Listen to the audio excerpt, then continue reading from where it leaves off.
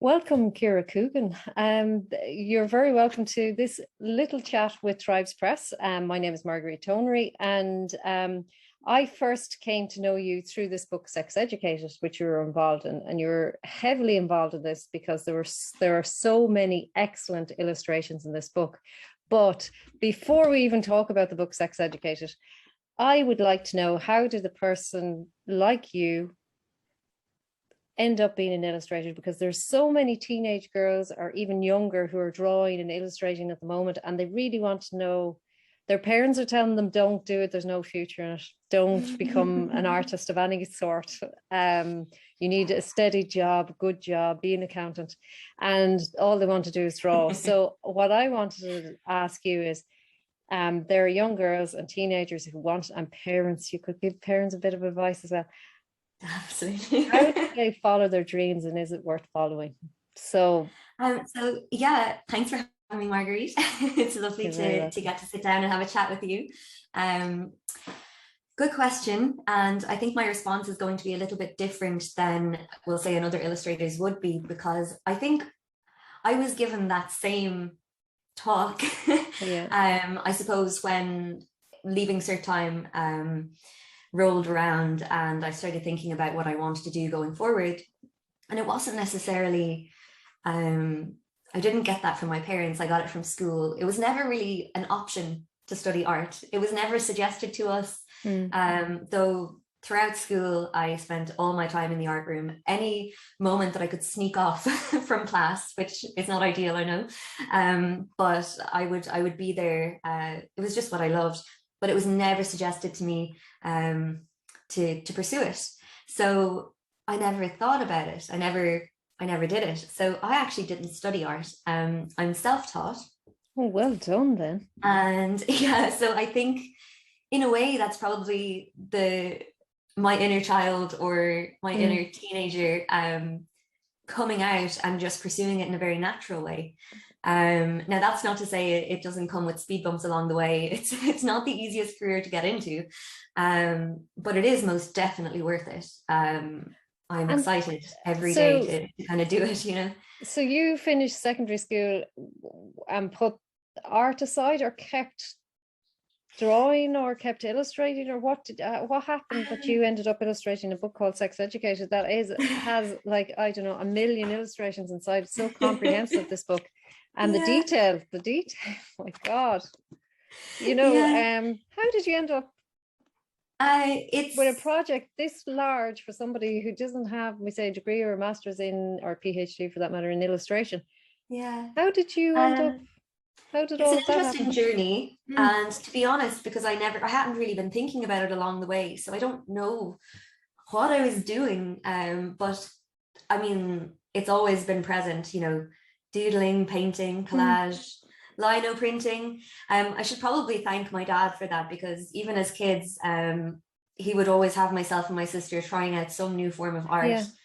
So it was always ingrained in me from an early age. But after leaving cert, I suppose, I mean, I went on and studied arts, but just the wrong kind of art. So then I ended up moving to New York.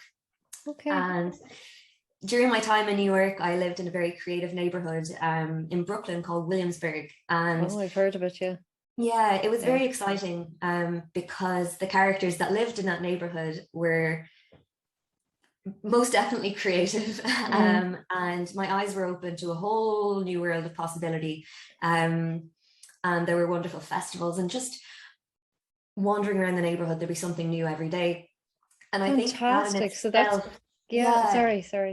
No, you're okay. It definitely sparked something in me to see people doing these things on a daily basis as their job. So I definitely kept up. I scrapbooked, I illustrated all of my adventures, my travel adventures. Everywhere I've gone, I've illustrated a scrapbook along the way, which is a wonderful way of doing things and keeping things, making memories, I suppose, but honing my skills as I went. And I moved on to Canada, and again, wasn't working in art full time, just a hobby, but a hobby I was very good at. And one more country hop to France, and I spoke the language a bit, but I spent a lot of time kind of in cafes listening when I just got settled there and drawing my surroundings. And just for fun, started sharing them online. And this goes to show you the power of, you know, social media, Instagram. the internet. And it was from there, I didn't even decide to make it a job. People started reaching out to me. Oh, now fantastic.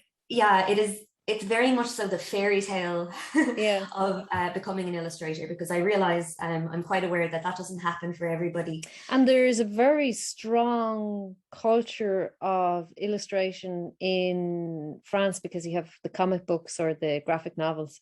So there's a very strong culture there. And there's also that kind of, there's fantastic universities dedicated to art and illustration and different forms of art. But in particular, the illustration I'm focusing on because of the book here.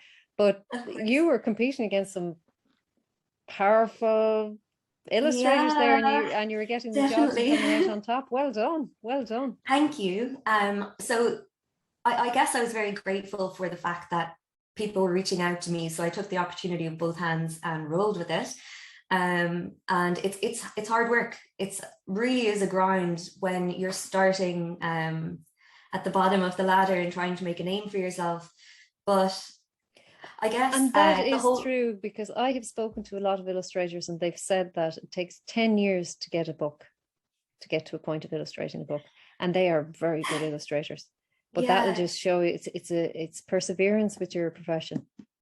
Yeah, I mean, I've been illustrating full time now for about 4 years, or just over 4 years. So I did moved up the ladder quite quickly. Yeah. But again, I think I just got lucky, because some wonderful clients all over the world saw my work and reached out, and I got very lucky early on.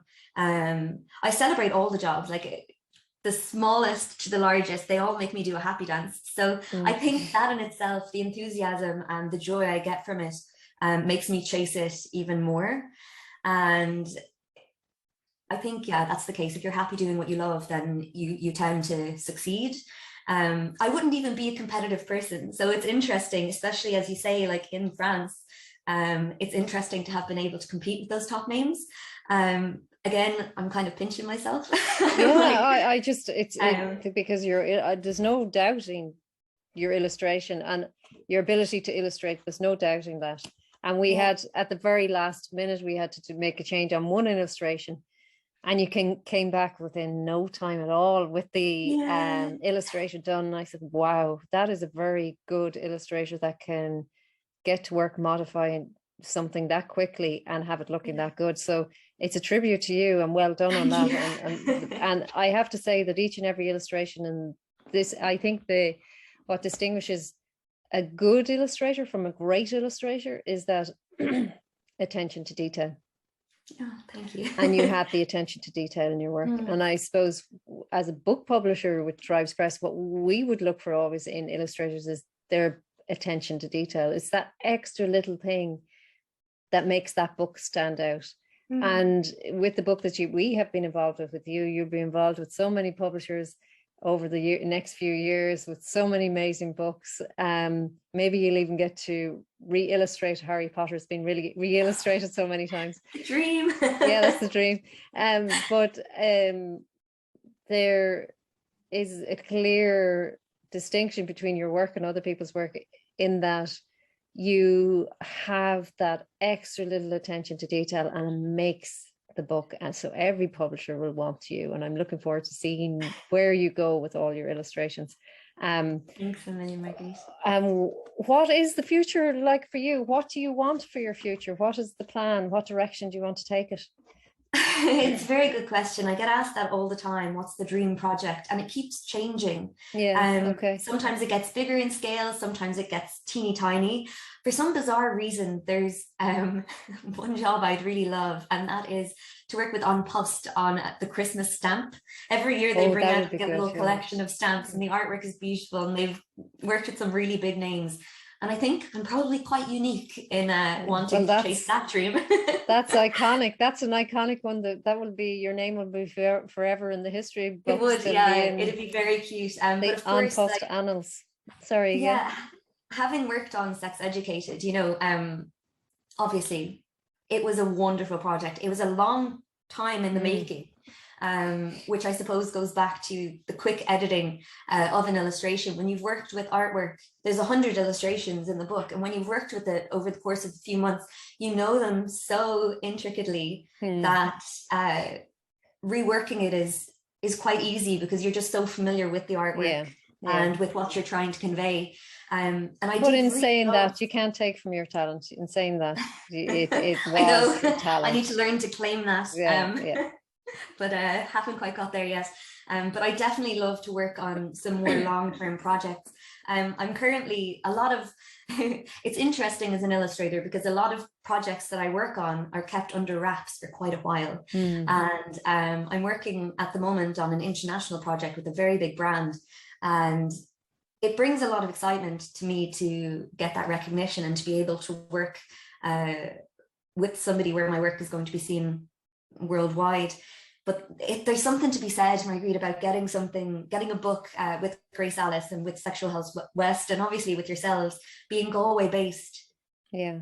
You know, there's nothing like it. It's a whole other level of just joy and enthusiasm, and obviously with the topic, it's such an important book. Yeah, it's such an important book. Brilliant. It has so much in it. And you were the perfect illustrator for it. Well done. The detail is incredible. I thought you must have done anatomy in university to get the detail that precise. Well done on that. And before we end this conversation, this chat, what would you advise to young illustrators coming up? What would you say to them? Initially, I would definitely say that it is a possibility to chase dreams in the world of art or the world of illustration. There's something very magical about illustration as an art form, in that it conveys a lot without the use of words. So you will always find a need for illustration, no matter what. So there is a future in it, and an exciting future. There are art schools to go to, or there's, you know, the route I took of just not giving up and continuing to illustrate. Social media is your friend, which I would never really agree with as a whole, but sharing your artwork and joining communities of people online around the world who will support you and, you know, reshare your artwork, but just continuing to create and not being afraid of sharing is vital. And another thing, I talk to so many people and they say, oh, I'm not good at drawing, I'm not good at art. Look at some of the tip-top illustrators in the world have the most childlike drawing style. And the thing is, it's not about perfection. You know, my illustrations are not lifelike, but that's the beauty in it. Do you know, there are so many styles. Yeah, there's so many styles out there. So it's really and truly about just having fun. And I think if you have fun with it and you inject your own personality into it and make sure that you're drawing what you love, that's the way to go about I think that's critically important as a publisher looking for artists or illustrators. You want to see their personality, because that defines them and that defines their art and makes it so unique. You know, I think a lot of that is chasing play. It's removing the expectation of being great, which unfortunately usually is realistic illustration, something that looks lifelike. And people strive and they feel they failed if they don't achieve that. So I would say go the complete opposite way, look to make a mess, start experimenting, and you'll be so surprised what you'd find. And Mickey Mouse doesn't look like a mouse. Yeah. But like, you can never be everybody's cup of tea, do you know? Yeah. And that's true about you as a person, but it's very true about yourself as an artist.